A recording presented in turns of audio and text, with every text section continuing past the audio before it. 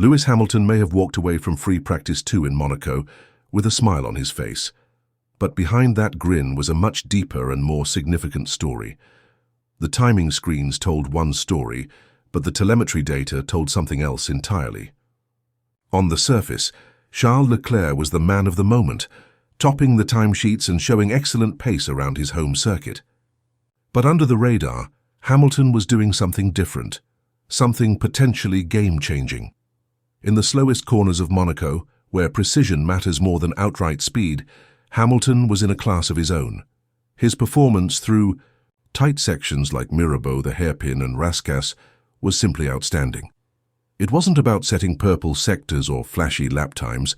It was about consistency, control, and a deep understanding of the car's limits. His throttle traces, brake releases, and steering inputs were not just clean, they were surgical. Ferrari engineers couldn't ignore what they were seeing. Hamilton wasn't just quick. He was quicker than expected, quicker than the simulations, and quicker than Leclerc, in the areas where the SF25 had struggled most this season. Ferrari's Achilles heel, the rear limited sections where the car had previously looked unstable and twitchy, suddenly appeared manageable in Hamilton's hands. Where Leclerc struggled with oversteer and unpredictability, Hamilton found stability and control. That data lit up the screens on his side of the garage. Engineers saw something that went beyond normal performance. There was a pattern emerging, a consistency that contradicted what they thought they knew about both their car and their new driver. The throttle application in corners where others lifted early or hesitated, Hamilton kept the car planted. His driving style wasn't just adapting to the SF25 anymore. He was making it work the way he wanted it to. It was clear that he wasn't just learning the car, he was starting to master it. There was a noticeable change in Hamilton's demeanor in Monaco. It wasn't the kind of confidence that comes from a fast lap. It was the calm, quiet confidence of someone who knew they had figured something out, something others hadn't.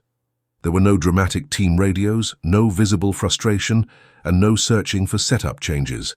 Instead, there was calm execution. Lap after lap, Hamilton hit his marks with uncanny precision. The slowest sector of the track, Sector 2, became his hunting ground. In a place where others tiptoe through, Hamilton was assertive and fluid. While Leclerc dazzled with raw one-lap pace, Hamilton was laying the groundwork for Sunday. He wasn't just driving for qualifying, he was driving for the race. His long-run pace showed minimal tire degradation, better grip retention, and a ETE confidence in the rear of the car that Ferrari hadn't seen all season. Inside the Ferrari garage, this performance did not go unnoticed. According to internal sources, Hamilton's team requested aggressive undercut simulations on Friday night. That means they were already planning to use strategic tools to gain track position on Sunday. Meanwhile, Leclerc's side focused on defensive strategies, anticipating that they might need to respond rather than initiate. That difference in approach signals a shift, a clear indication that Hamilton's side sees an opportunity to take control. And then there's the political angle. Ferrari is a team that has often struggled with managing two top-tier drivers. On one side, they have Charles Leclerc, the local hero, the Ferrari protégé, the man groomed to lead the team into a new era. On the other, Lewis Hamilton, the 7-time world champion, brought in to return Ferrari to glory. Ferrari didn't sign Hamilton to be a support act. They signed him to win. The tension between the two camps within Ferrari is starting to show. After FP2, Hamilton's engineers reportedly spent nearly half an hour in a closed-door meeting with top strategists. Leclerc's group was not part of that meeting. The topic, performance deltas under heavy fuel loads, essentially, who could manage the race better. That's not a conversation you have if both drivers are being treated equally. That's a sign that a choice is being made. On the track, the telemetry continues to tell the real story. Leclerc is faster in bursts, capable of lighting up the timing screens with an incredible lap. But Hamilton's data is steadier, more reliable, and more consistent across different fuel loads and tire conditions. In Monaco, where overtaking is nearly impossible, and track position is everything, consistency may prove more valuable than outright speed. Hamilton's ability to drive the SF25 with such precision in the most technical parts of the track is what makes his performance stand out. Every braking point, every throttle application, every correction is a calculated move. Where others rely on instinct, Hamilton relies on data and execution, and that makes him dangerous, especially in Monaco. This isn't just about who qualifies ahead. It's about who the team is preparing to back when the lights go out on Sunday. If both Ferraris are in podium contention, strategy will play a huge role. And there might only be one opportunity for an undercut. That means the team will have to pick a side. If Hamilton is ahead, he could extend his stint and force Leclerc into a reactive strategy. If Leclerc is ahead, Hamilton's tyre management could give him the advantage in the closing laps. Either way, it sets up a strategic chess match. Leclerc has a complicated history with his home race. Despite his speed, he has never managed to win in Monaco. Each year, something seems to go wrong, whether it's bad luck, poor strategy, or just the pressure of performing at home. This year, that pressure is even greater. And now he's got Hamilton as a teammate. Hamilton, by contrast, has nothing to prove in Monaco. He's won here before. He knows what it takes to manage a race weekend at this circuit. He's calm, composed, and fully focused on execution. That lack of pressure may be his greatest weapon. While Leclerc carries the hopes of the Tifosi and the burden of his past failures in Monaco, Hamilton is simply hunting for performance. The garage appears to be split. On one side, Leclerc's longtime engineers, the people who have been with him through every high and low of his Ferrari career. On the other, Hamilton's growing faction, new team members, analysts, and race engineers who were brought in specifically for his arrival. This division isn't just theoretical. It's becoming visible in the way strategies are discussed, in who gets priority in briefings, and in how decisions are made behind closed doors. And this division could soon reach a boiling point.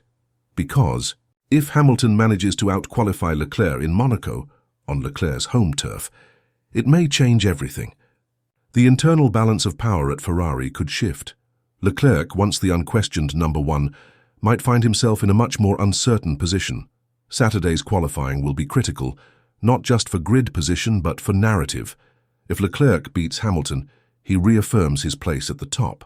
If Hamilton beats Leclerc, especially after the signs from FP2, then Ferrari's leadership might start to think differently about who to prioritize.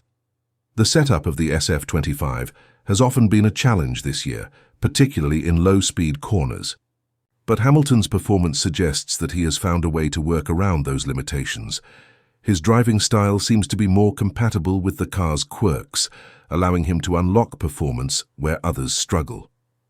In the final sector, where traction and rear grip are essential, Hamilton's data shows superior control. While Leclerc's telemetry includes more corrections and small adjustments, Hamilton's lines are cleaner. That doesn't just happen by chance. It comes from understanding the car deeply and building confidence in how it behaves under extreme conditions. Ferrari faces a dilemma. Do they back their long-term investment, the driver they've nurtured for years, or do they shift resources to the driver who appears to be delivering better long-run results? This isn't just about loyalty, it's about results. And results are what matter most in Formula One. Hamilton's race pace, especially on used tyres, gives him a potential advantage. In a race where overtaking is limited and strategy is crucial, his ability to manage tyre wear and maintain lap time consistency could make all the difference. If Ferrari finds itself in a position where it can only use one optimal strategy, who gets the benefit? The whispers around the paddock suggest that Ferrari may already be leaning toward Hamilton. That Friday night meeting, the undercut modelling, the data analysis, all of it points toward a team preparing to make a tough call. And if that's the case, Leclerc could find himself on the defensive, not just against rivals on the track, but within his own team. Hamilton didn't come to Ferrari to be a background character. He came to win, to add another chapter to his legendary career, and to bring Ferrari back to the top.